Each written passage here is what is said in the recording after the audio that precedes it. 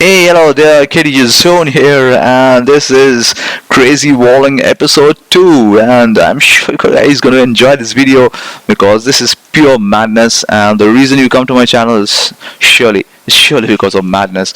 And that's the only kind of stuff I show on my channel. And well, you guys are watching this video on this bad resolution because it's a very old game. I think this is being played on 1280 into 1024. Yes, so bad resolution. I'm sorry about that. If you're watching it on a phone or on your iPad, I guess that is fine.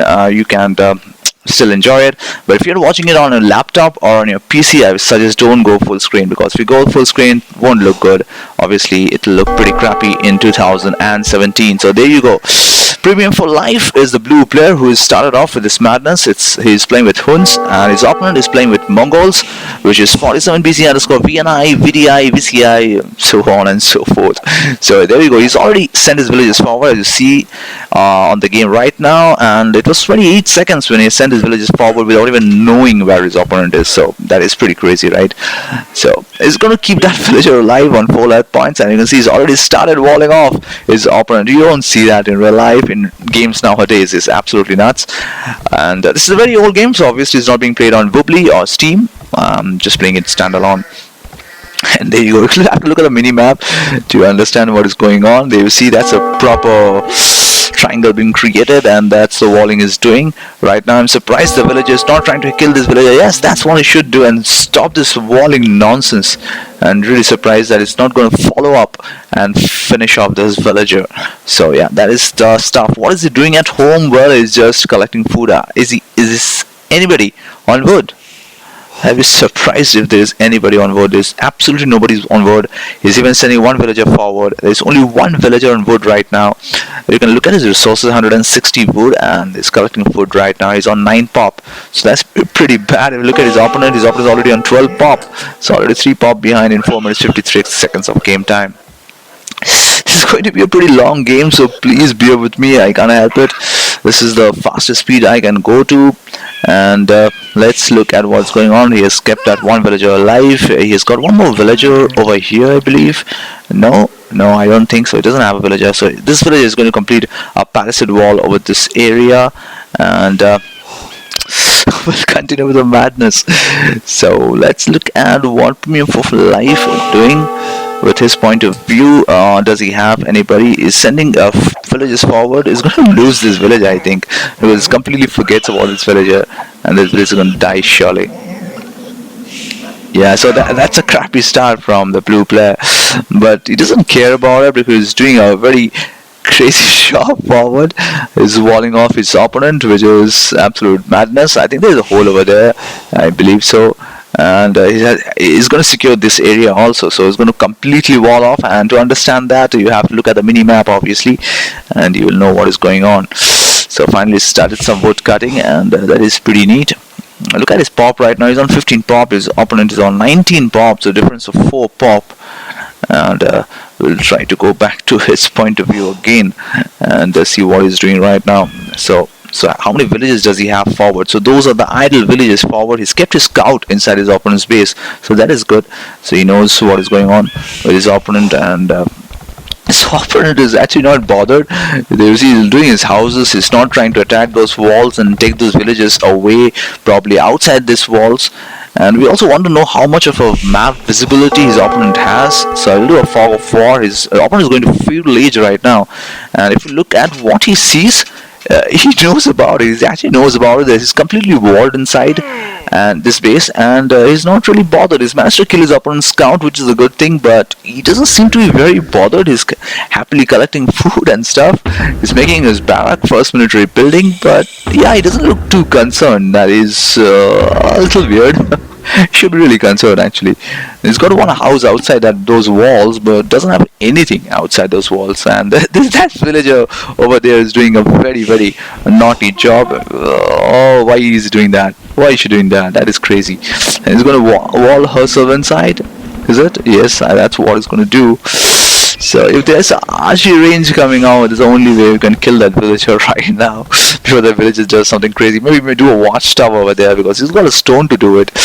And let's see if going to Premium for Life's point of view. Let's see what Premium for Life is doing. Is he collecting stone? No, he's not collecting stone actually. So it's a bit surprising right now. I think he wants to produce villagers.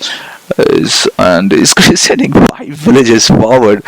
Is this for stone cutting duties? Yes, that is expected. So stone mining is what he's going to do. Is going to go to feudal age because he needs those towers, right? It's important he gets those towers. And meanwhile, what is his opponent doing? VDC or whatever his name is, he's not doing much. I'm surprised he's not doing an archery range. Yeah, he's done an archery range finally. He's going to take the archer out and he's going to lose that villager finally. So that is going to be his stuff. And look at his fog of war again, and see, I send his one military unit outside. He sees that villager. Did he see it? Probably he missed it. But there's a second level of walling going on right now. I'm going to remove fog of war, and look at that. That's a second layer of walling. So that is not good news for the red player. And I'm still very surprised why he's not taking anybody outside and just keeping up with this. He cannot go and attack his opponent right now because his opponent is pretty open. And surprising score right now. Premium for Life actually is on a lead, which is not really expected. Look at the Premium for Life's point of view right now, and see he's on very less than pop 20, right? That is very much less compared to his opponent, who's on 35 pop right now. So yeah, that's a stonewalling. The stonewalling has started. So this is not good news for the red player. And what is going to do? I think he should just try to breach these walls, just get out of these walls and just don't let his opponent continue with this madness. But no, he's not doing that. He's getting stonewalled. He's getting stonewalled over here. It's going to be very difficult to find one particular spot and get out of it. And at least he's kept some military over here, so it's very difficult to complete the stone wall. But these are skirms, right? So not going to be very good unless he brings archers. But for archers, he needs gold, right? Does he have gold inside his base? No, he doesn't have. So he needs to abuse his market.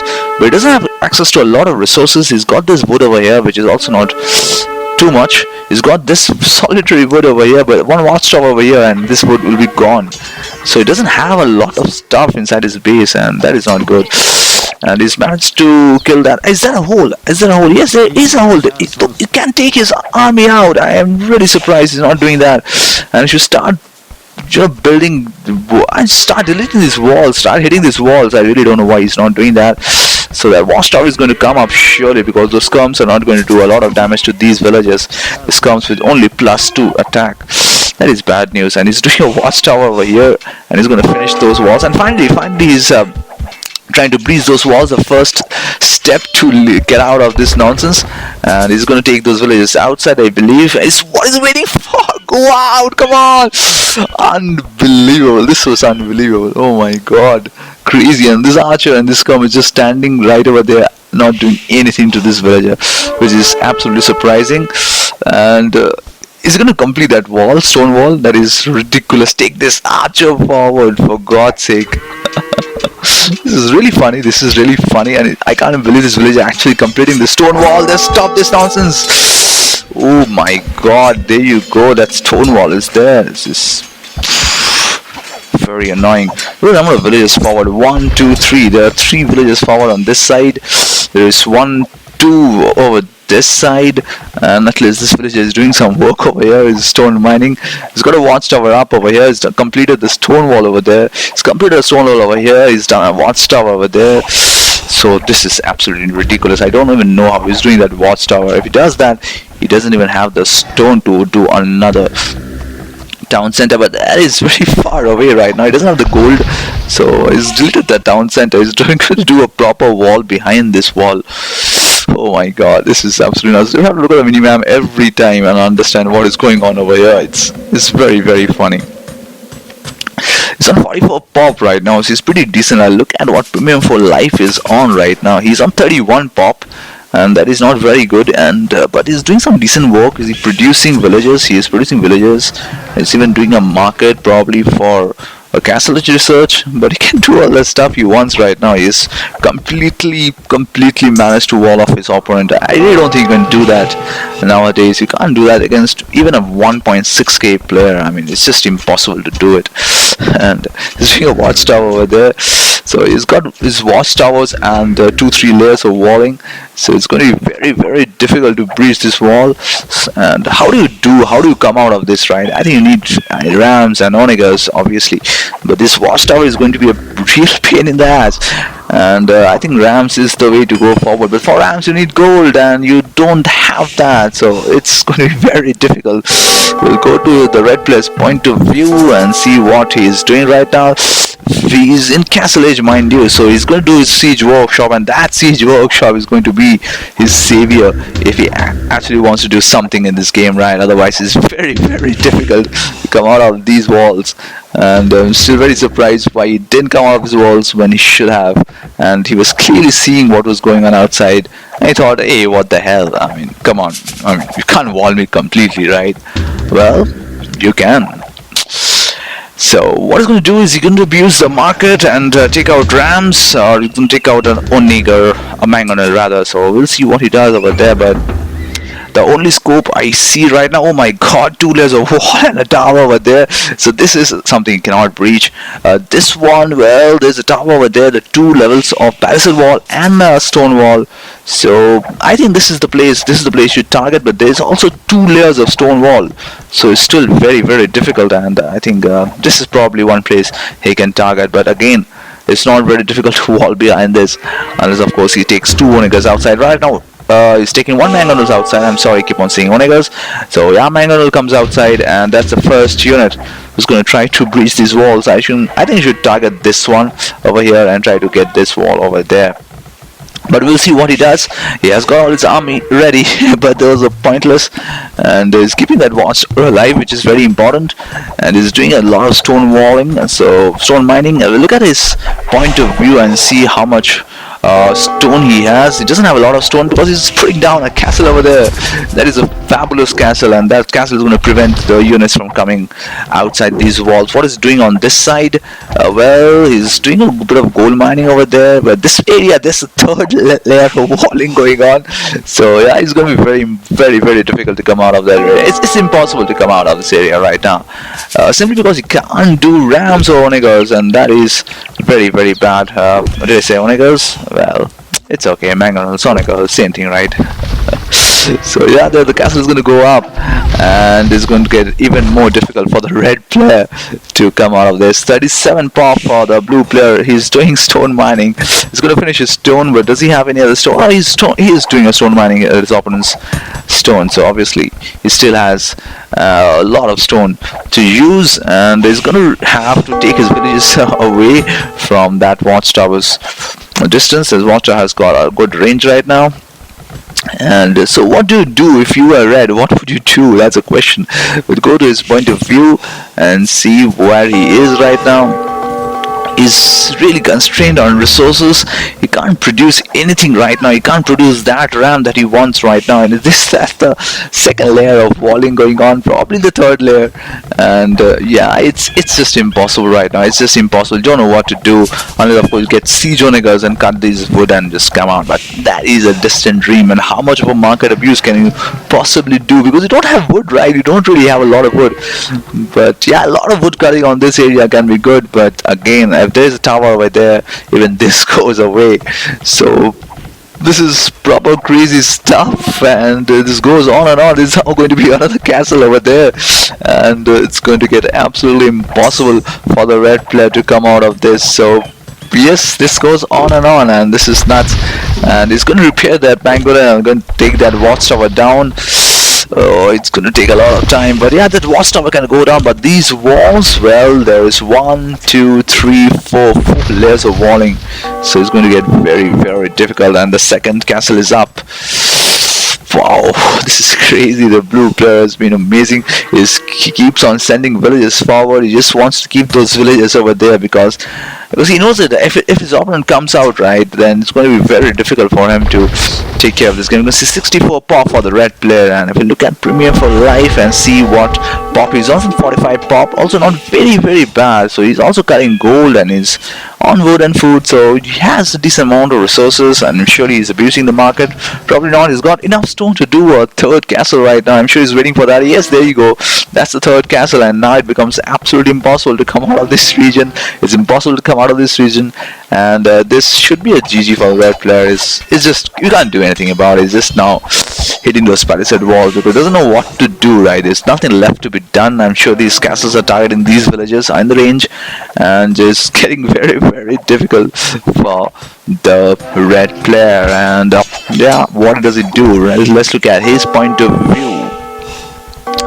Yeah, he's on 65 pop, not going forward, but he's got one Bangalore, he's got one battering ram, but he can't help it right now, and he's going to possibly do one more layer of walling, or he's going to do a watchtower even maybe. But yeah, it's going to be very, very difficult. And finally he's going to try break through these walls with those battering ram, but that battering ram is in the range of this castle, and possibly as he tries to breach these walls, going to break down these ram and them. He's got 2 rams right now, which is pretty good, but again, very, very, very difficult right now for the red player. But hats off to him that he has survived this long. But there's no point of staying in this game. Game is done and dusted, and this is the crazy game I always wanted to show.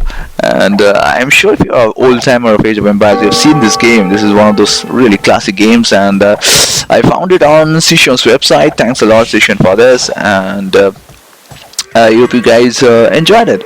And please come to my channel as often as you can. I do post a lot of content, and possibly not on a very regular basis, but yeah, I do make sure that there are at least 2 to 3 videos that comes out per week, or at least 2 videos if not 3. So yeah, please come back to my channel, please share my work, please like my videos, and please spread the word.